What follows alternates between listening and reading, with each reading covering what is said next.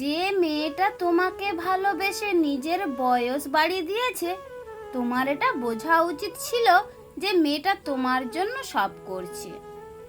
যে মেয়েটা তোমার থেকে গিফট নিতে গিয়ে দ্বিধায় পড়েছে, তোমারও এটা বোঝা উচিত ছিল মেয়েটা সংসারী হওয়ার আগেই হিসেব করতে শিখে গিয়েছে। যে মেয়েটা অন্য কারোর কথা না ভেবে তোমার কাছে এত দিন কাটিয়েছে, তোমার এটা বোঝা উচিত ছিল মেয়েটা তোমার হাতে হাত রেখে স্বপ্নে বিভোর ছিল।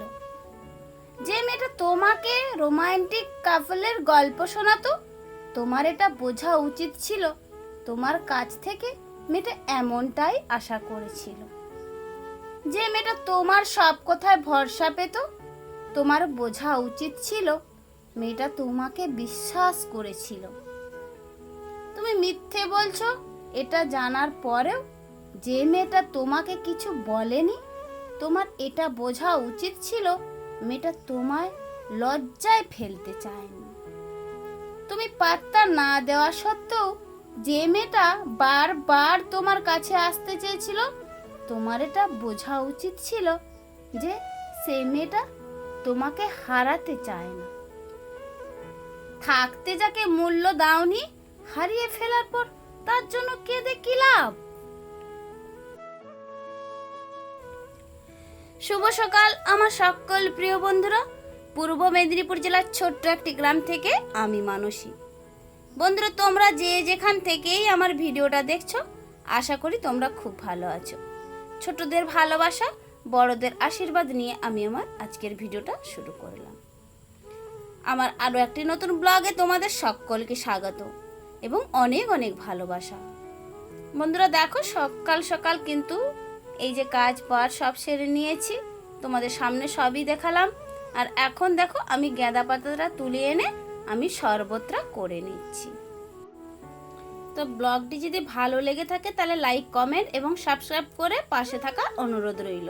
আর আমার যারা নতুন নতুন বন্ধু তাদেরকেও বলছি, আমার ভিডিওটা কোনো অংশ যদি একটুও ভালো লেগে থাকে তাহলে আমার পাশে থেকো এবং বন্ধু হয়ে থেকো। তো চলো বন্ধুরা, আমি এখন আমার এই সোনার কুঠিরে চলে এসেছি কাজ বাড়িটা করে নিতে। দেখতে থাকো আমি এই কাজগুলো কিভাবে করে নিচ্ছি।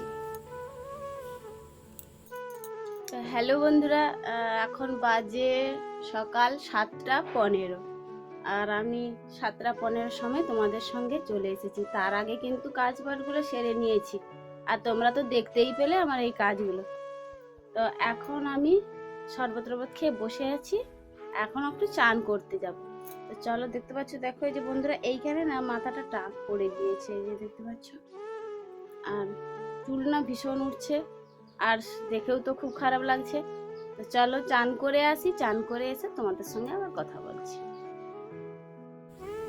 তো দেখো বন্ধুরা, আমি চান টান করে একেবারে চলে এসেছি তোমাদের সামনে এই যে চায়ের আসরটা নিয়ে। কালকে যে চা এনেছিলাম, চা এবং চিনিটা ঢেলে নিচ্ছি। আর দেখো এইদিকে আমি চাটা বসিয়েও দিয়েছি। তো চলো বন্ধুরা, কাজ করতে করতে আমি তোমাদের সুন্দর সুন্দর কমেন্টের উত্তরগুলো দিয়ে দিই। এই যে রিমাজ ম্যারেড লাইফ বনু কমেন্ট করেছো, ভিডিওটা খুব সুন্দর লেগেছে, এইভাবে এগিয়ে যাও, পাশে আছি। তো অনেক অনেক ধন্যবাদ বনু আমার পাশে থাকার জন্য। আমার মা ব্লগ থেকে আমাকে কমেন্ট করেছো, অনেক অনেক ধন্যবাদ আমাকে কমেন্ট করার জন্য আর আমার নতুন বন্ধু হয়ে পাশে থাকার জন্য। তো চলো, আমি কিন্তু আরও অনেকেই কমেন্ট করেছো, আমি কিন্তু নামটা নিতে পারলাম না। কেন বলো তো? তোমরা আমার কমেন্ট বক্সে কিন্তু কোনো নাম লিখে আমাকে পাঠাওনি, যার কারণে আমি কিন্তু কোনো কমেন্ট করতে পারলাম না। তো চলো বন্ধুরা, এরপর আমি কিন্তু এই যে আমার খাওয়া দাওয়াটা সেরে নিতে বসে পড়েছি। আর এইদিকে দেখো ভীষণ গরম, তো যার কারণে এই যে আমি একটা ছোট ফ্যান চালিয়ে খাওয়াটা সেরেই নিলাম তোমাদের সামনে। তারপর দেখো আমি কিন্তু এই যে রেডি হয়ে একেবারে চলে এসেছি। আর এই যে মাথাটা চলে নিচ্ছে, ও হ্যাঁ, আজকে কিন্তু আমি এই শাড়িটা পরেছি। তো আমাকে কমেন্ট করে জানাবে এই শাড়িটা পরে আমাকে কেমন লাগছে। আর হ্যাঁ, আজকে কিন্তু শাড়ি পরার ইচ্ছের কারণটা হচ্ছে আজকে আমাদের জিপিতে আছে গ্রাম সভা, আর যার কারণে আমি আজকে শাড়িটা পরেই নিয়েছি। কিচ্ছু করার নেই, গরম লাগুক আর যাই লাগুক, এই সিনথেটিক শাড়িটা আমাকে পরতেই হলো। আর আসলে কি বলতো, আমার কিন্তু গরমও সহ্য করতে পারি না, আমার প্রেশারও হাই আছে, আর যার কারণে আমি এই সিনথেটিকের শাড়িগুলো একটু অ্যাভয়েড করে চলি। কিন্তু আজকে পরেছি, কারণ বললাম আমাদের মিটিং আছে, যার কারণে আমি এটা পরে নিলাম। আর কি আর বলবো তোমাদের সামনে, আমার তো চুলের বাহার খুবই ভালো। আর দেখো একটু দেখে নাও তোমরা আমি কিভাবে আমার চুলের বিনুনিটা করে নিচ্ছি। আর এই গরমের জন্য আমি বিনুনি করে নিচ্ছি।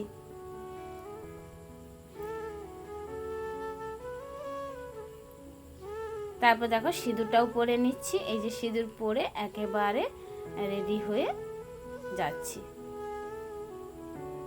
তো দেখো তো বন্ধুরা, এইবারে আমার ফাইনাল লুকটা কিভাবে কি লাগছে। আমার এই যে আমি চুলটা এইভাবে করেছি, আর এই যে দেখো গরমে ঘেমে একাকার হয়ে যাচ্ছি। আর এই যে চোখের গড়াটা দেখো কিরকম লাল হয়ে গেছে, বুঝতে পারছি না। হ্যালো বন্ধুরা, এই মাত্র আমি এই যে বাড়ি ফিরলাম। আর এই যে দেখতে পাচ্ছ দেখো আমার গলাটা না খালি খালি লাগছে। কি বলো তো, তোমরা কমেন্ট করে বলো আমার গলায় কি ছিল আর এখন কি দেখতে পাচ্ছ না তোমরা।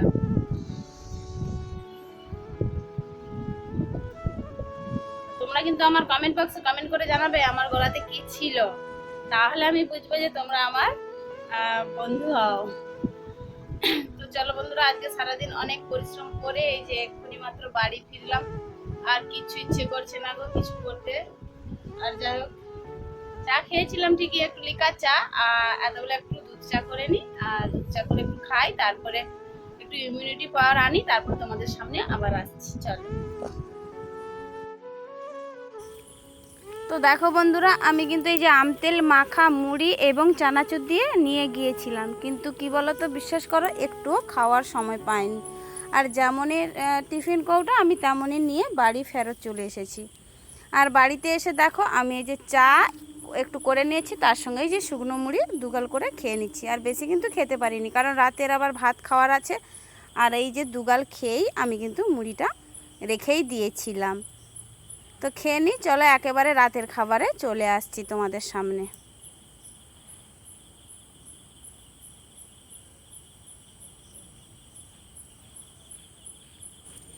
তো এই যে একেবারে রাতের খাবার নিয়ে চলে এসেছি। এই যে তোমাদের দাদাভাইকে আমি আগে খেতে দিয়ে দিয়েছি, আর অন্যদিকে আমি আমার ভাতটা বেড়ে নিয়েছি। তো চলো বন্ধুরা, আজকের ভিডিওটা এই পর্যন্ত। পরবর্তী ভিডিও পাওয়ার জন্য অপেক্ষায় থেকো এবং খুব খুব ভালো থেকো।